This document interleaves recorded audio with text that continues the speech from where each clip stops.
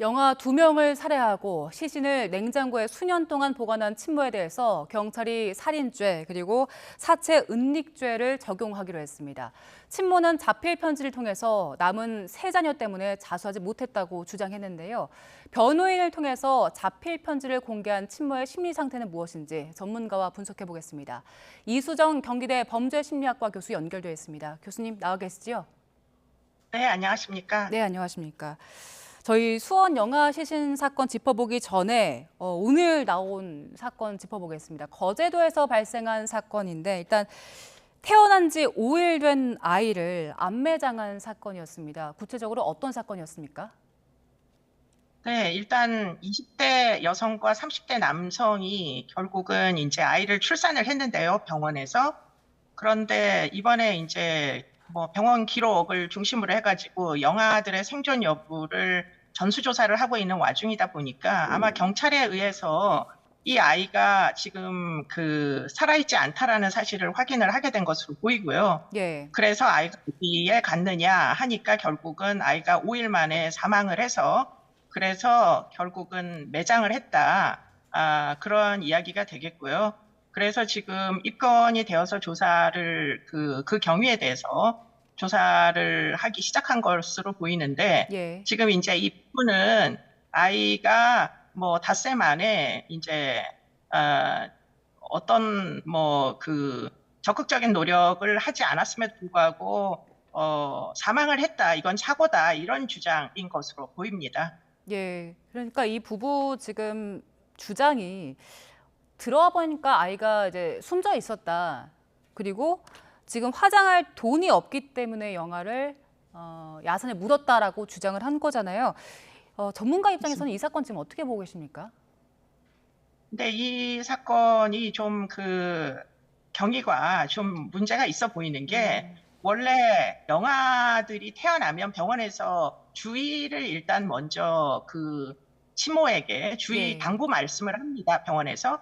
왜냐하면 아이들은 목을 가누기가 어렵기 때문에 사실 혼자 장시간 동안 방치를 하면 아이가 뭐 엎드려 있다가 질식사를 할 수도 있고 하기 때문에 꼭 아이가 뭐 자세가 어떤지를 꼭 확인을 하라고 그렇게 당부를 하거든요. 예. 그런데 지금 그 부분에서 숨져 있었다라는 이야기다 보니까 아무래도 방치를 했던 게 아닌가. 자다가 숨지기는 부모의 주의가 없어야만 이게 발생할 수 있는 일이다 보니까 상당히 그 경위에 대하여 좀 수사가 필요하다 이런 판단이 들고요.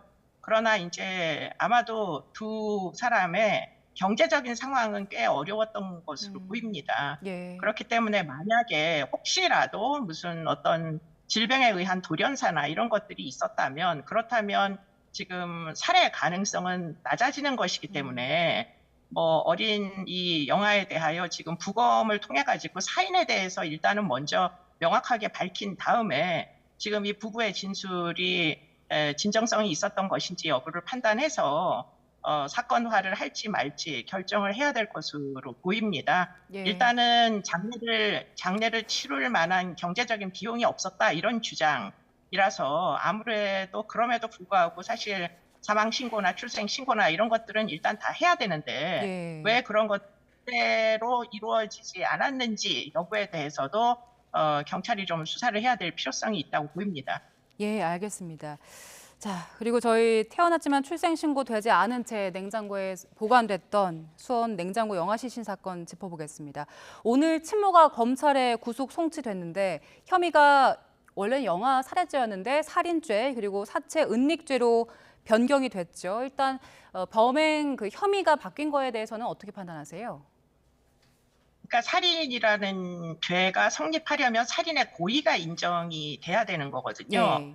그런데 이제 처음에는 뭐 사망한 아이가 둘 다 영아였기 때문에 영아 살해죄로 지금 입건이 됐었는데 지금 조사를 하다 보니까 이게 이제 사실은 영아 살해죄를 적용하기에는 적절해 보이지 않는다. 그 이유는 왜 그러냐? 대부분의 영아 살해죄는 모친이죠. 이제 모친이 굉장히 정서적으로 불안정한 상태에서 우발적으로 일어나는 경우들이 다수 존재합니다. 그런데 지금 이 사건의 경우에는 2018년도에 영아를 한 명 이제 그 사망에 이르게 했고요. 그리고는 2019년도에 또 똑같은 이제 출생 이후 출생 신고를 하지 않은 채 아주 그 며칠 되지 않아 아이를 사망에 이르게 하다 보니까 이게 이제 사실은 어떻게 되는지를 알고 살인의 고의가 있으면서 지금 이 2019년도 사건은 지금 이 사망에 이르게 한 것이 아니냐. 이런 이제 살인의 고의라는 걸 인정할 수밖에 없는 예컨대 정서적 불안정에 의해 가지고 이 모친이 주장하는 것처럼 이제 산후 우울증으로 인해서 우발적으로 일어났다 하기에는 지금 한 번이 아니라 두 번이 이제 반복적으로 발생을 하다 보니까 예. 이것은 이제 최소한 두 번째 아이만큼은 살인의 고의를 인정하지 않을 수 없다 해서 지금 죄명을 검찰에서 변경한 것으로 보입니다. 네. 고의성, 연속성에 주목을 했다는 말씀이시고요. 오늘 친모가 검찰에 송치됐습니다. 취재진 질문에는 아무런 대답도 하지 않았는데요. 오늘 송치되는 모습 잠깐 보고 오겠습니다. 아이들 왜 살해하셨습니까? 진료 기록에 남편 이름이 있던데 본인이 쓴 겁니까? 숨진 아이들에게 하실 말씀 없으십니까? 숨진 아이에게 미안하지 않습니까? 영장 심사는 왜 포기하셨나요?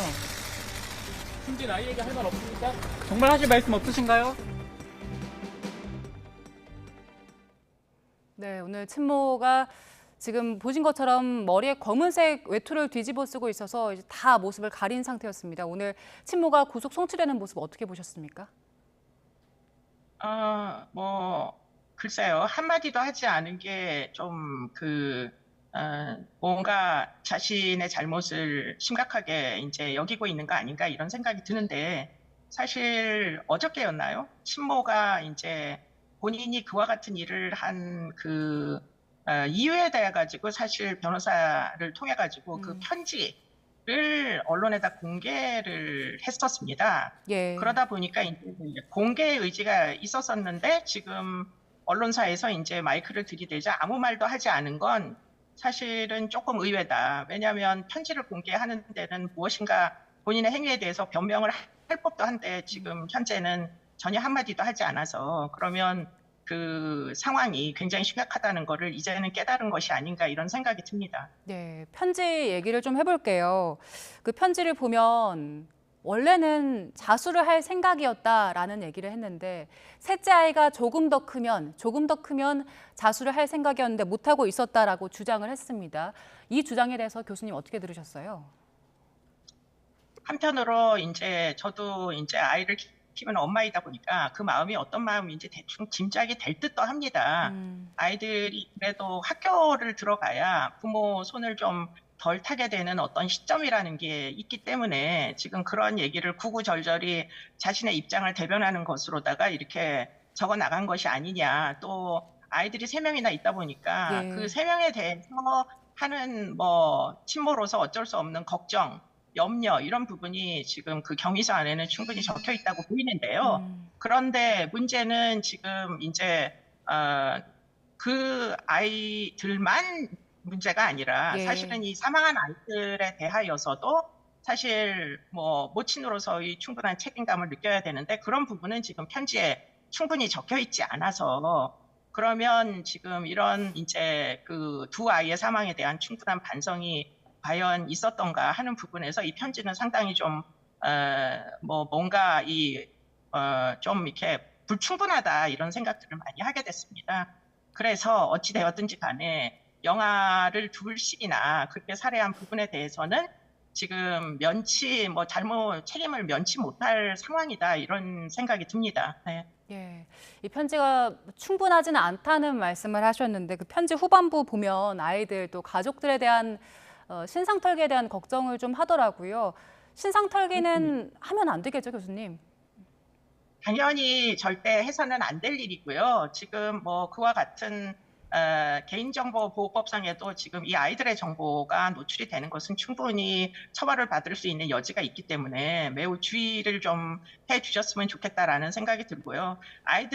초등학교 아이들 3명 입장에서 보면 사실은 지금 부모가 어쩌면 아버지까지도 사실 함께 살 수 없는 상황이 벌어질 수도 있습니다. 예. 그렇기 때문에 굉장히 지금 일종의 트라우마 상태일 걸로 추정이 돼서 가능하면 이 아이들의 신상만큼은 우리가 사회에서 좀 비밀을 보장해주는 이런 노력들은 사실 해야 된다. 왜냐하면 네. 아이들은 책임이 없지 않습니까? 그렇기 때문에 뭐 틀림없이 나머지 아이들도 보호의 대상이기 때문에 그런 신상털기 같은 것들은 꼭 지양을 해야 되겠다 이런 생각이 듭니다. 예.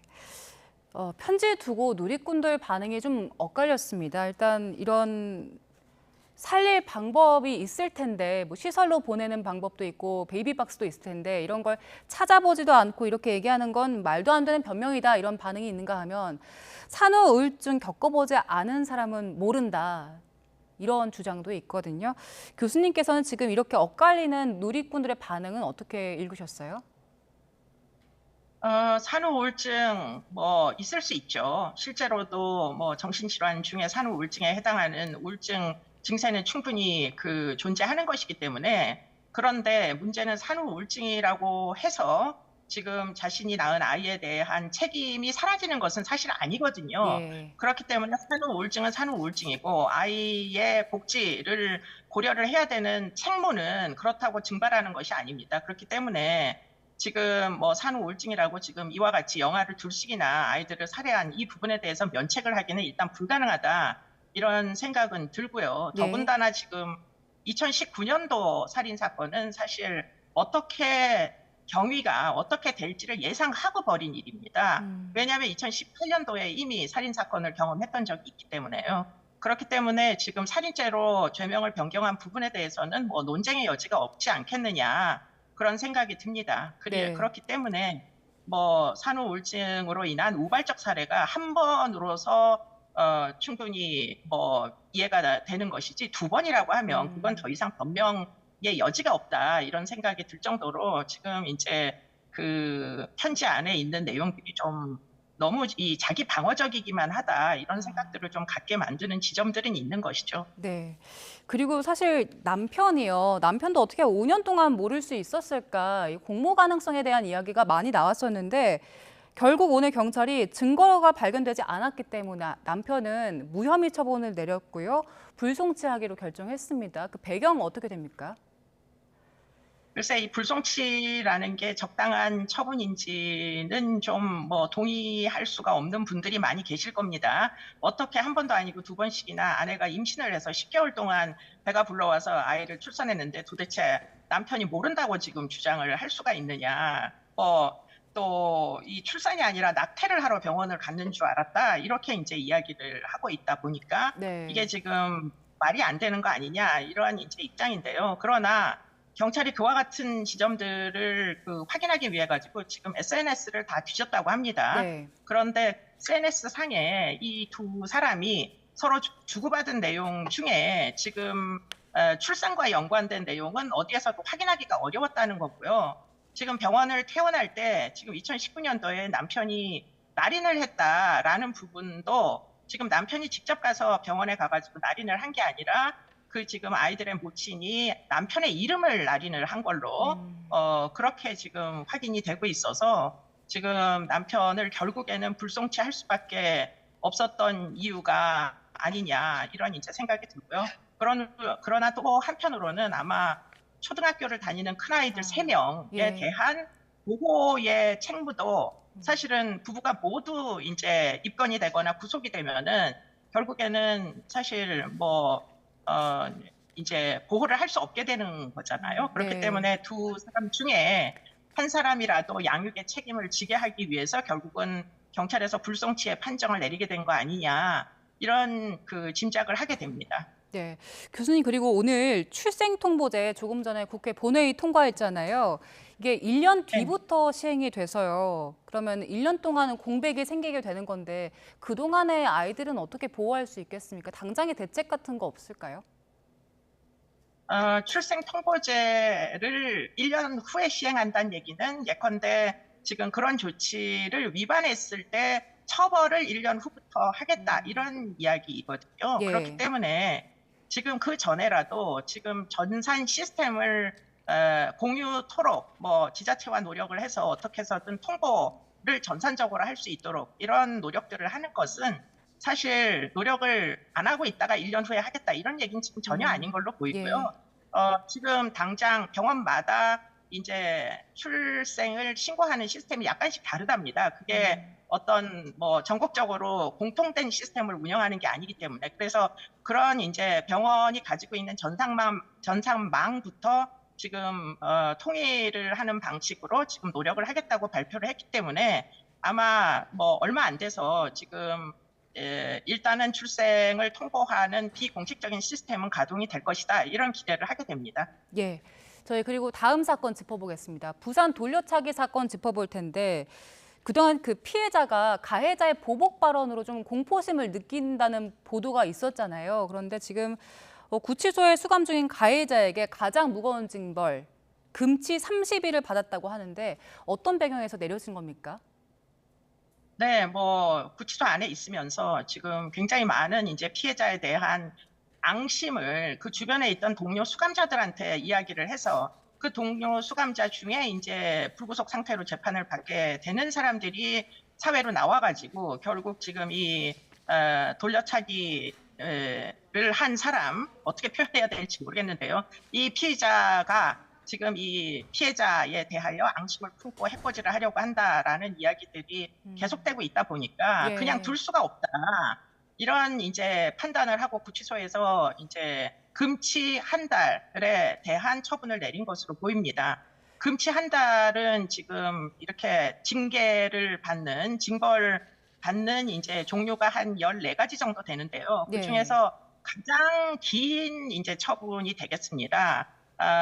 보통 동료와 함께 사동에서 이제 생활을 하게 되는데요. 금치를 받게 되면 따로 이 혼자서 소위 이제 독방이라는 곳에서 생활을 해야 되는 징벌 중에서는 가장 무거운 징벌이다. 이렇게 이야기를 할 수가 있겠고요. 예. 그리고는 뭐 사동에서 이제 그 거실에서 다른 수감자들과 함께 누릴 수 있는 뭐 TV 열람이나 신문이나 또 뭐 여러 가지 이제 면회나 이런 것들이 상당히 제한을 받게 되는 그런 가장 무거운 징벌이라고 볼 수 있습니다. 네, 교수님 그 구치소 동기가 했던 얘기들을 보면요, 내가 그 일부러 몸을 다쳐서 외부로 진료를 받으러 나가서 도주할 계획을 세우겠다 이런 얘기를 한다던가 탈옥에 대한 얘기도 하긴 했는데 이런 금치 30일 처분으로 어느 정도 이 사람에 대해서 뭐랄까 교화랄까요? 그런 것들이 이루어질 수 있습니까? 실효성이 좀 있겠습니까?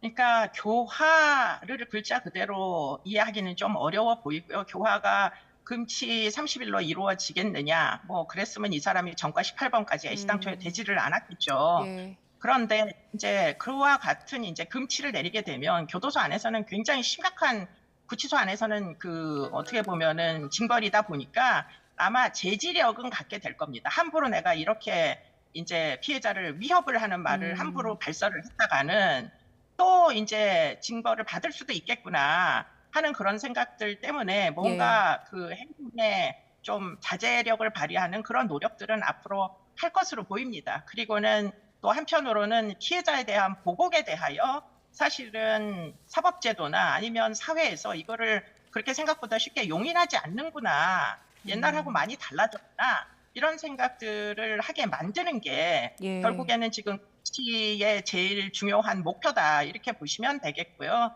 지금 이 사람이 얘기하는 뭐 8억을 구상하는 거 이게 생각보다 오늘날은 쉽지 않음을 본인이 스스로 터득을 해야 될 겁니다. 사방에 CCTV가 있고 주변 사람들의 감시도 결국은 사회적으로 이렇게 용인되지 않는 방향으로 뭐 결국은 징벌을 받게 된다는 사실을 누구보다 본인이 알아야 예. 그래야 피해자에 대한 보복의 의지를 접을 수 있지 않겠느냐. 지속적으로 관리 감독이 필요하다. 이런 예. 생각이 듭니다. 예, 알겠습니다. 오늘 3가지 사건 짚어봤습니다. 지금까지 이수정 경기대 범죄심리학과 교수와 함께했습니다. 교수님 고맙습니다.